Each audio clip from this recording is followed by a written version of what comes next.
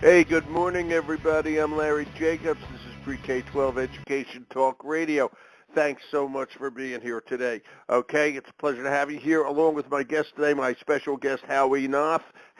Dr. Howie Knoff is the president, as you probably know, of Project Achieve, an expert, a school psychologist, past president of the National Association of School Psychologists, and a frequent guest here. Again, Project Achieve is Project Achieve .info if you want to go check out all the wonderful consulting work and all the great information that Howie has over there. We're going to be talking today with Howie, and I hope Howie's listening, I know, with Deborah Crockett, his guest. Dr. Crockett was the first African-American president of the National Association of School Psychologists. I'm hoping she calls in. She has not called in yet. That's a signal to Howie. Maybe he can email her and remind her. She may have forgotten, because I hope she can join us today, because we're going to talk about recruiting minorities into education and also into the mental health professions that support education, especially during these racially challenging times. Okay, which should be less and less, not more and more, if I may, okay? Something I can't understand, but I guess all you have to do is look at history to understand that for some silly reason. All right, so we're going to have a really good discussion with Howie, and I hope Dr. Crockett as well. We're going to archive the show over at ace-ed.org, and as you know, that's the home website of our American Consortium for Equity in Education. Go over to ace-ed.org. Our magazine is over there, which we're quite proud of. That's called Equity and Access. We're the only education journal focusing completely on equity and access to education for everyone, every student, and how we can make that happen. So please go over, check it out. Okay, we're very proud of our magazine. All of our podcasts are over at ace-ed.org, and links to our other websites as well. Okay, it's a good place to go, and I hope you visit, and I hope everything we do, by the way, is free, so please sign up for a subscription, and we'll send you the link to the magazine every other month when it comes out. Okay, I think Howie probably got my signal, but I'm going to bring him on here right now. Good morning, Howie. Larry's here. Happy New Year. Hey, Happy New Year, Larry. How are you? I'm just fine. Did you get my subtle signal that Deb hasn't called in yet? I did, and I just texted her. I was in the middle of running your phone number in there, so she and I talked yesterday. So, okay, so call in. There must be something, might be something going on. So. Well, let me just say to you right now, she can't make it today for some reason. We, of course, are going to do the show, but we'll bring her back on the future show. Okay, but I hope she can call in. And I'm watching the board to make sure, because it'd be an honor to have her here. She's I'll say it again, first African-American president of the National Association of School Psychologists, and God knows we need more and more of that. And she's also a Lifetime Achievement Award from NASB winner, so I think that's just great. Okay? Howie, so hopefully she'll call in. Howie, okay, I love the way you titled our show today, Ebony and Ivory. Okay, you should contact some major songwriters, okay, and see if they could do a song about that. I don't know who. I'll have to put that into consideration. Yeah, just consider it, think about it, okay, because we're going to talk about recruiting minorities into education, okay, and also into the mental health professions that service education. And this is extremely, extremely important, okay, because kids need role models, okay? Everybody needs diversity. I mean, it's really the right thing to do, and we're having more and more trouble about that. So, Howie, I hope you can answer all this. The current status, if you have it, and the numbers of minority educators, okay, and mental health practitioners in our schools today. Okay, what's the current status? Do you know offhand? Well, yeah, they're significantly underrepresented, and they have been underrepresented for really my professional lifetime of, over 40 years. And it's not just a matter of minorities being interested in education. I mean, traditionally they are, and they have been interested in education. Some Absolutely. of this is issues of life events. Some of this are historical events. Some of this are political events. And, for example, one of the significant elements from a historical perspective is when you look at back in the 50s when, they passed, the Supreme Court ruled on equity in terms of African American and Caucasian and other minority kids having equal access to school.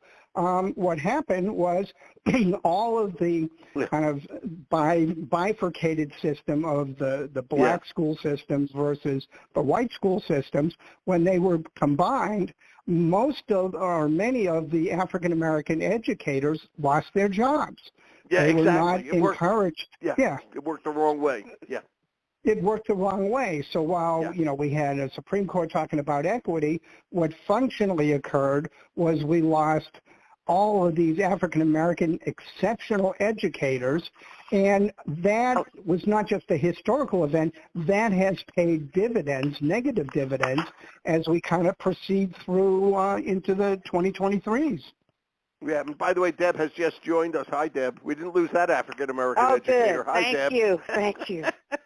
I'm Larry, Deb. Nice to have you here. Can you hear me? Sorry about the delay. Yeah. Yes, I'm here. About it. You're here now, and that's great. Call me Larry. It's wonderful to have you here on the show. It's a pleasure and an honor. Thank you so much. You're welcome to the Lifetime Achievement Award winner, and I'd introduce you to my other guest, but I have a feeling you know Howie. Yeah. Yeah, okay. I give Howie was very instrumental in making me take a chance and do something I thought would never happen, and it did. What, may I ask and he what that knows was? It too. What was that? Sure. Establishing a minority scholarship award for students who wanted to become, for students of color who wanted to become school psychologists. Wow. Because I think at the time we only had 10 members, and now I've forgotten how many scholarships have been awarded. That right. is fabulous. The number is to rising. both of you. Okay. Well, and Larry, the backstory is, I was president of the National Association of School Psychologists back in 1989, and I was, the second youngest president. But as I looked around in my professional work in the field, I recognized that we did not have the minority representation, and especially the African American. And, it's a pipeline, and that's what really recruitment is all about. It's a pipeline. Yes, it is. And so if we don't get students interested in education and the mental health professions, even when they're in high school, and then moving into their undergraduate careers, then we lose those opportunities. Right. But the other reality is that, there's a financial, if you're, a school psychologist is getting an educational specialist or a doctoral degree. So this is after their undergraduate degrees. And, there's got to be some kind of financial support to these students, but more importantly, there's got to be symbolic support. We've got to make sure that our minority students, whether it's in education or in mental health, realizes that they are valued and that it is important to support them, not just financially, but in terms of who they are and what they bring to the educational table. And Howie, you just brought up an interesting point. You said, and Deb too, please comment on this. You say we have to support them. And I agree. Of course, I agree with that generic statement. But my question, who is the we? Okay, who when you say we have to support them, okay, and of course you guys did it in ASP and all that sort of thing, but we're talking to a more generic audience. Who's that we? Howie, you want to answer that one? Who do you want to support them? Who do we need to support them? It's easy to say the we is everyone. It's everyone in education, but it's got to go beyond that, and especially in right now in the 2020s, 2023. I'll give you an example who the we should be. It should be not just the educational system. It should be our communities. Right. In terms of what we're paying teachers and mental health people, but it also at this point it's got to also be our government. Give you what I think is a sad example. Sarah Huckabee Sanders just became the governor of Arkansas last week. I know. Okay? One of her first acts, one of her first executive orders was to ban the teaching of critical race theory in Arkansas schools. Yes. Now, there's two critical points here. One, critical race theory almost to the 99th degree is not being taught in the United States school system, That's right. in the public That's right. school That doesn't system. matter. Why would the facts matter? Look, don't mix me up with the facts, She makes a political act. And what she said, and I'm quoting her, she said, critical race theory is antithetical to traditional American values of neutrality, equality, and fairness. Well, I don't know that that's how the United States was established back in the 1700s. But again, going back to your question, Larry, the we sometimes is also going to be our government that is not making these types of executive orders that are really nonsensical, but they send the wrong message to all of our school children and all of our educators.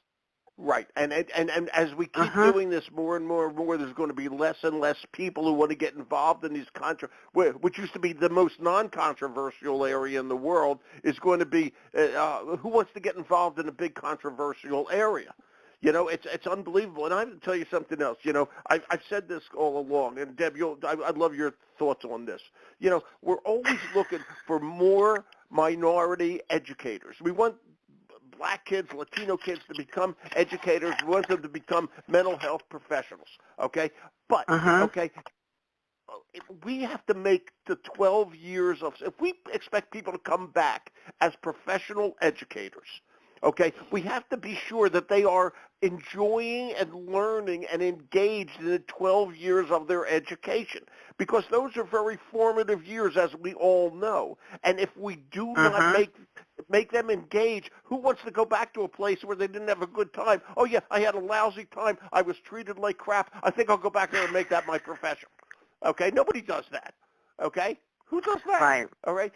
So it's a vicious cycle that we've created here, all right? And it's just ridiculous. As more and more kids, and I'm talking about Latino and African American and any other group that you want to throw in there, we've got to get them engaged in education. If they're engaged in it, we can talk to them about making it as a profession.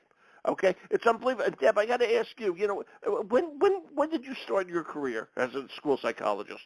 Can you name the year? Where did I start? No, when? It was not working in a school system, I can tell you. I was very fortunate to have a friend who is a clinical psychologist, and he had been working with this particular family, mother, father, son. And Dad was white and Mom was black. So, you know, I mean, and the kids gave their son pure hell in school. Oh, I'm sorry. Oh, yeah. In school. And the psychologist asked me if I would try and work with him and see if we could get him to open up and talk about what was happening that was causing him to not want to go to school. And the young man gave me a lot of information about what happened from classroom to classroom to classroom to classroom. And I thought, this is ridiculous. Why is that teacher, that school counselor, the school social worker, the school nurse, and God forbid the principal of the school not be looking at what's happening to this one student and doing something to stop the personal attacks and something to help the people in the schools? And this was a very wealthy family, so they could handle things like paying for the child's outside therapy, but inside the school, nothing was happening. So he's getting all these mixed messages from his parents, from the school, from the psychologist, and they weren't looking at the fact that these kids were attacking this young man because he was black. They would not call him biracial. They called him black. And he would change on forms, black or white, and write in biracial. Yeah. He had a lot of... Were the kids who were picking on him, were they mostly white kids or mostly black kids? They were all, he was the only kid of color in the entire school. Oh, wow. And where was this? Where was it? In Georgia? Where was it? It's in Georgia, in Atlanta. Okay. I will not. Okay. I don't want to. No, I don't want no, a lawsuit, so I won't call their name. No, but just curious, I was floored. I did not. I had trouble breathing, you know. This is happening to this Scary child stuff. who is bright enough to know that it's something negative. And it got to the point where the mother, who was black, would not go to school for meetings. Her husband had to go because she was so angry. She would let loose, is the way they put it. And they eventually withdrew him and sent him to school out of state. Yeah. And I thought, Now, Larry, story. let's take that story, you know, ahead, back Howie. in probably, you know, the 70s, all right, 1970s. All right, now let's fast forward. Deb, was that in the 70s? Deb, when was that? no, it was in the 90s. Okay, all right, in the 90s. Okay. All right, so now let's fast forward, okay? Wow. Let's fast forward to 2023, okay? Yeah. I'm an expert witness right now. I'm an expert witness right now on a federal court case in a state, I'm just going to say out west, where basically the same thing happened to a little kindergarten biracial girl, okay?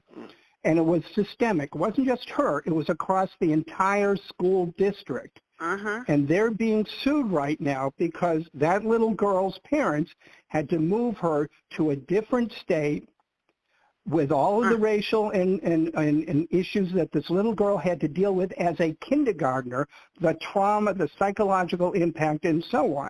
So this is not just something that is happening back in the 90s. This is happening continuing today. But the issue for me right now, and the issue why I wanted to do this program, Larry, is that we've got to put a personal face on these issues. That's right. Right? That's right. Even though I invoked politics, even though we're talking about, you know, recruitment and so on, when people have friends who are minority friends, and when they, and I'm talking about white people especially, okay, like me, and they hear the stories from a friend, all of a sudden there's a cognitive dissonance because the attitudes, the beliefs, sometimes the stereotypes we have sometimes are broken down when it's being experienced by a friend, and the friend is validating things that we're hearing in the public press about how minorities are feeling and indeed how they're being treated in our schools and why there needs to be equity. There does need, and I'm you know, saying Harry, to go back to, wait a minute, Deb, to go back to the subject at hand. Okay, we're talking about, you know, that school in Georgia that was picking on the biracial young man. Okay, we're talking about a school out west right now. Okay, where they have to screw the school district because the other kids were picking on this biracial young lady. Right. Okay, But my point is this, and I'm just going to do this from a personal point of view. I went to school in Philadelphia, Howie, okay, at Overbrook High School, okay, which was this is a while ago now, okay, but a while ago, decades, thousands of years ago, okay. Overbrook High, when I went there, was about 80% African American. Okay, and it was about 20% white. Okay, we had a couple Latino kids thrown in there. Okay, but that was the basic breakdown. I wouldn't say half, but a lot of our teachers from junior high on were African American teachers. Okay, and it never occurred to any of us, and I am not kidding you, to do racial, to pick on anybody racially, because we were in the milieu from 7th grade on of being with African-American kids mostly and white kids, okay, African-American teachers and white teachers. And believe me, there was no difference, okay? There was no difference to approach an African-American kid or an African-American teacher any differently than you would a white kid or a white teacher, okay? Because you learned that, and you learned that because there were black professionals in that school, okay? And that's the way and the reason we have these challenges today is because the schools, the setup of the school is not racially balanced, okay? And the minute somebody comes in, that's not the same. It's like, wow, you stick out like a sore thumb, if I may. Okay, and you know kids pick on people, and if we don't make sure that people learn to respect everybody, okay, we're going to continually have these problems. That's my rant for today. Okay, what do you think, Deb? What do you think, Deb? I mean, I agree totally. I mean, I have a personal issue now. Howard, you remember my nephew that used to travel with me from the time he was barely walking until he was grown? His wife is white. Not only is she white, she's white from a county that, they still have their signs up. Niggers are not needed here. Get out of here. And so this girl. Get out of here. Say what? Oh, real. Right. Oh, God. When you come to Atlanta the next time, I'll take you to the real South. Oh, my God. Unbelievable. And this young man, if you met him, he loves meeting people. And we have tried to raise him as someone who accepts people on their merits and not on all this other stuff.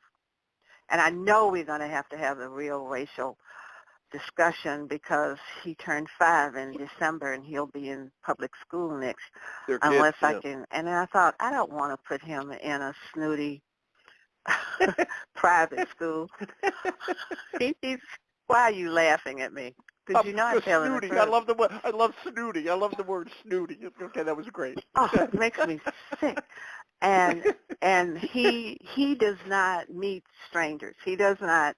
If you were to come here, Howie, and I said, this is my friend Howie Knoff, and he does this, and this, Keegan's going, I didn't say his name. He's going to be interested in what you have to say. And he will show you things that he likes to do. When he was 2 years old, he wanted to do 2 things. Learn how to count from 1 to 100. This is a 2-year-old. Yeah. And how to say all his ABCs.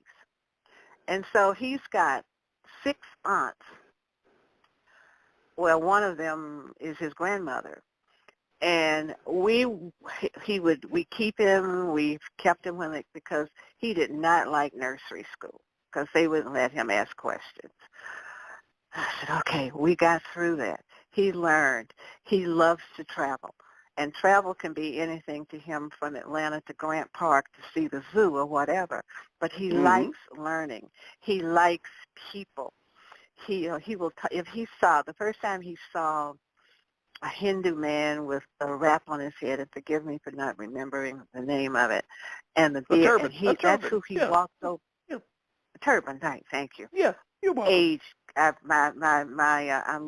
working on a 64K and a 700,000 mini whatever world, but anyway, and he walked up to him, and he said, and he was about 4, I think, and he said, how do you grow a beard like that?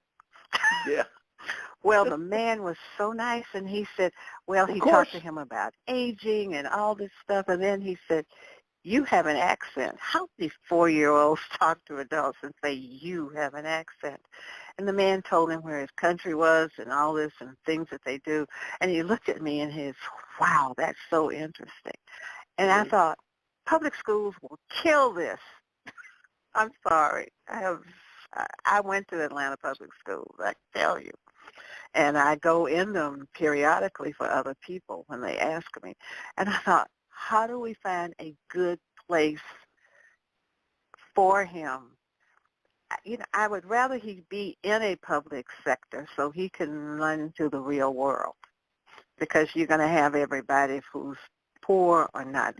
We went to one school that's in our zone, and my sister and I and his mother were looking at each other and saying, this is not going to work for him, because he's very outspoken. He's he will tell you, no, that's not right. And we get into a discussion. I said, he's used to adults talking to him. Yeah, but Deb, I want to ask you something. I got to ask you something. I don't know the answer to this. What percentage, okay, of teachers, and I would imagine it's fairly high, higher than the average certainly. What percentage of teachers in Atlanta public schools are African American?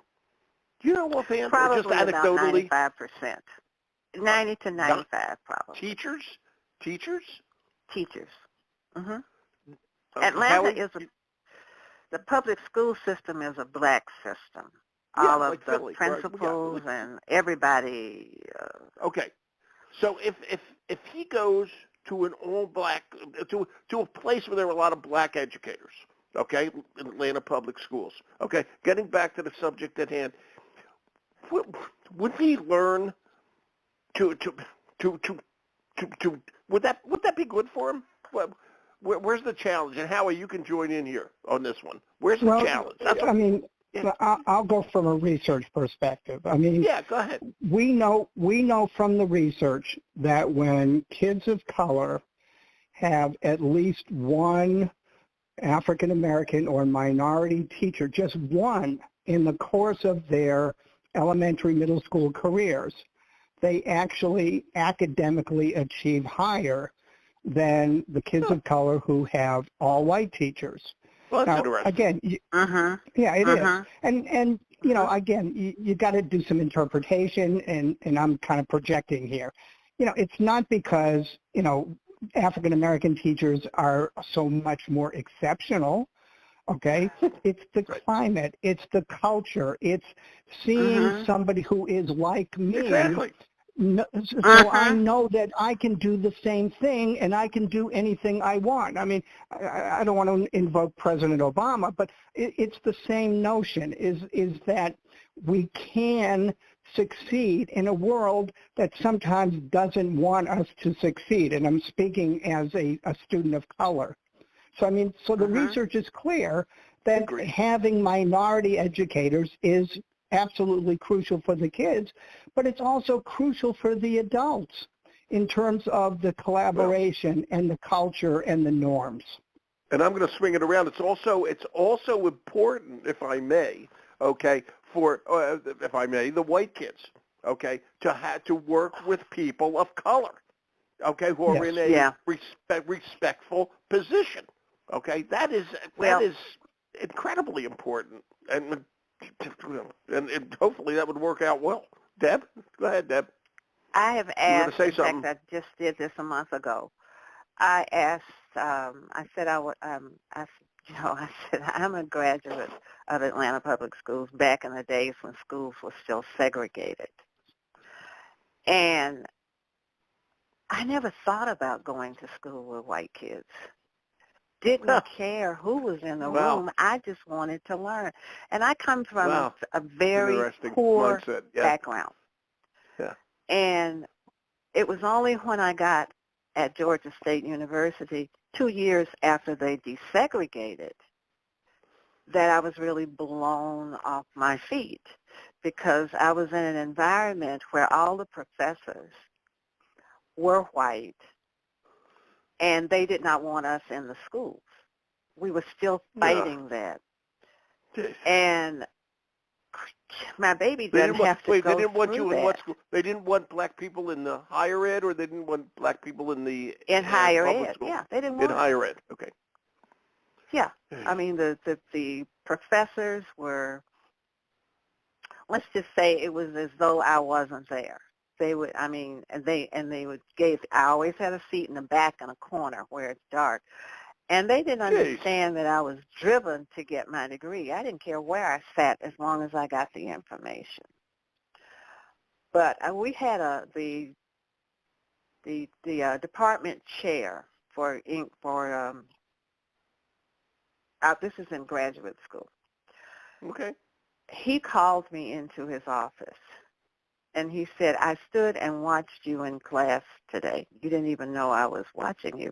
He was right. I don't look at those people when they come in. I'm trying to learn. And he said, this department has got to change. We cannot have our students. Because I was really thinking about changing and going to Emory, because I had been talking to some people at Emory, and they said, we'd be glad to have you as a student. But I said, no, I am not going to go into super debt to get what my tax dollars are already paying for. And I stayed, and I was determined to make changes. Good. I like it. Yep, smart thinking. No, I said, I'm not going to do that. They are going to meet my needs, or we will meet in court. And my husband said, you know, you really are taking on a lot. I said, let me tell you something. you played football with nothing but white boys, so you don't tell me I can't play. And he left me alone. How he has met my husband, well, my husband's deceased, but he was not a little man. And but the dean, I will never forget when the dean said, "Are you ready for a fight?" And I said, "I don't want to fight with people. I just want to be accepted and left alone at some level." But he made a lot of changes in that department that were very positive. And I don't know, I haven't been down there in the last 3 or 4 years because COVID knocked me to the floor. So, but we need that, we need to see the world in our schools. And when you start getting all of this and all of that, you get a very, very, very narrow view.